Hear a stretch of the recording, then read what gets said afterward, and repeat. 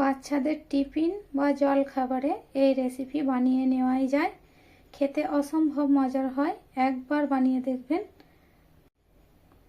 আসসালামু আলাইকুম প্রিয় দর্শক, সবাইকে অনেক অনেক শুভেচ্ছা জানিয়ে শুরু করছি আমার আজকের রেসিপি। আজ আমি আপনাদের তৈরি করে দেখাবো চিড়ের পোলাও। তো চলুন দেখে নেওয়া যাক কিভাবে এই পোলাও রেসিপি তৈরি করি। চিড়ের পোলাও বানানোর জন্যে প্রথমেই নিয়েছি এখানে 1.5 কাপ চিড়ে। একটা বলে নিয়ে নিচ্ছি চিড়েগুলো। পানি দিয়ে পরিষ্কার করে খুব ভালোভাবে ধুয়ে নেব। এটা বেশিক্ষণ ভিজিয়ে রাখা যাবে না, খুব তাড়াতাড়ি করে এটাকে ধুয়ে নিতে হবে।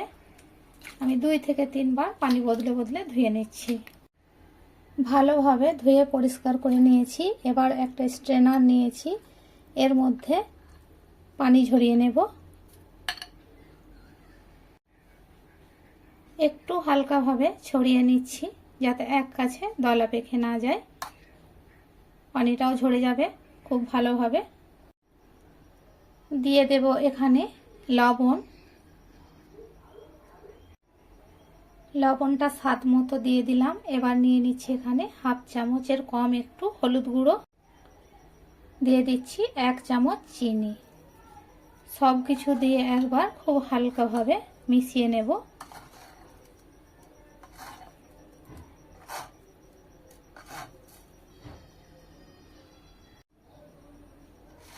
সব উপকরণ খুব ভালোভাবে মিশিয়ে নিয়েছি। এবার হালকা করে এইভাবে চারিদিকে ছড়িয়ে নেব।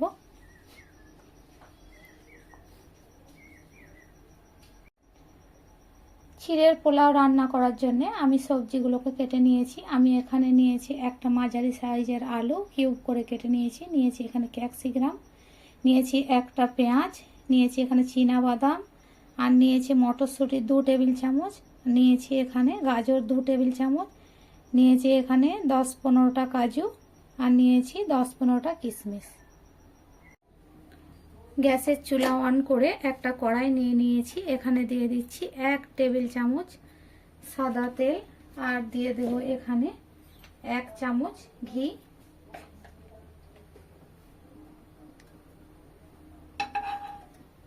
ভালো মতো গরম করে নেব। তেল গরম হয়ে এলে এখানে দিয়ে দেব চীনাবাদাম, কিছুক্ষণ ভেজে নেব। এবার দিয়ে দেব এখানে কাজু, দিয়ে দেব ভিজিয়ে রাখা কিশমিশ। খুব ভালোভাবে এগুলোকেও ভেজে নেব। কয়েক মিনিট ভালোভাবে ভেজে নিয়েছি, দেখতেই পাচ্ছেন। এবারে এগুলোকে তুলে নেব।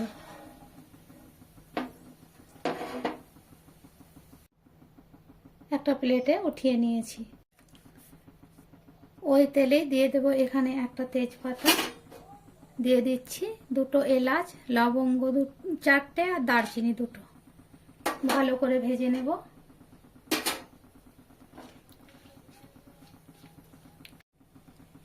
এবার দিয়ে দেব এখানে টুকরো করে রাখা আলু।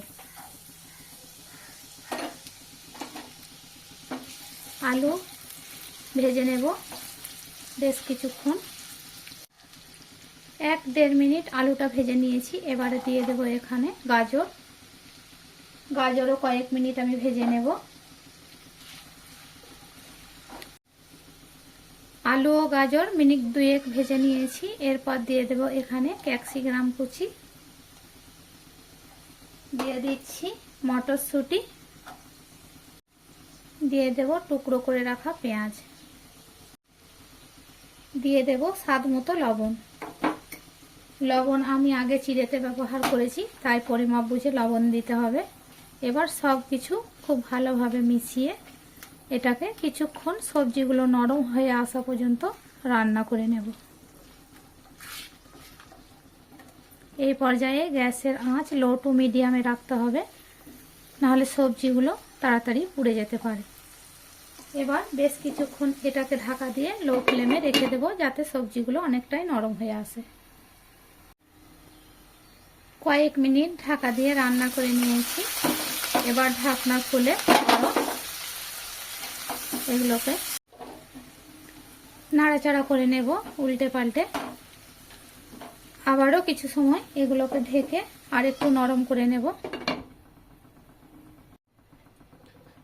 কয়েক মিনিট ঢাকা দিয়ে আবারও খুব ভালোভাবে রান্না করে নিয়েছি।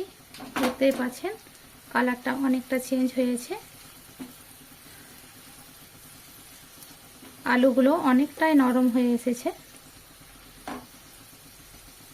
এবার এর মধ্যে দিয়ে দেব এখানে একটা কাঁচা লঙ্কা কুচি,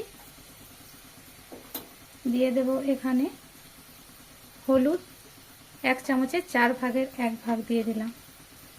খুব ভালোভাবে হলুদ দিয়েও এগুলো মিশিয়ে নেব।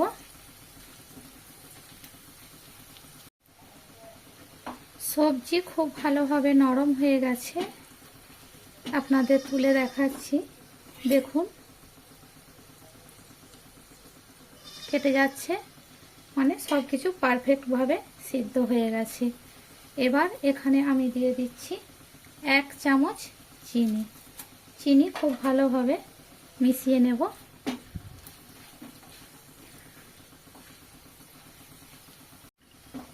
চিনি দিয়ে আরও কিছুক্ষণ রান্না করে নিয়েছি।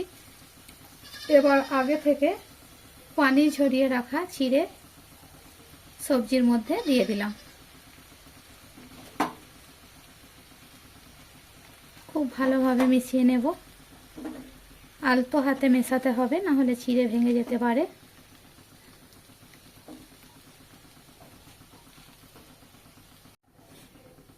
ভালোভাবে সবজিগুলোর সঙ্গে চিড়ে মিশিয়ে নিয়েছি, দেখতেই পাচ্ছেন দেখতে কতটা লোভনীয় লাগছে। এবার আগে থেকে ভেজে রাখা কাজু, চীনাবাদাম ও কিশমিশ দিয়ে আবারও বেশ কিছুক্ষণ ভেজে নেব।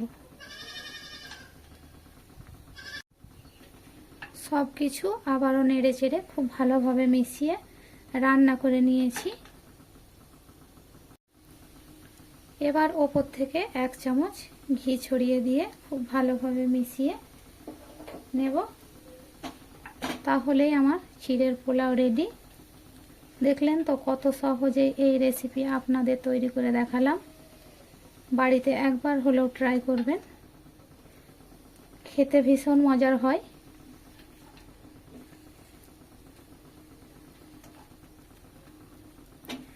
রেসিপি যদি ভালো লাগে চ্যানেলটি সাবস্ক্রাইব করে পাশে থাকবেন।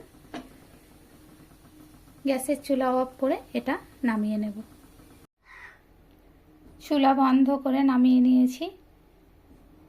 তো রেসিপি যদি ভালো লাগে অবশ্যই কমেন্ট করে জানাবেন। দেখা হবে পরের কোনো ভিডিওতে। ততক্ষণ ভালো থাকবেন, সুস্থ থাকবেন। আল্লাহ হাফেজ।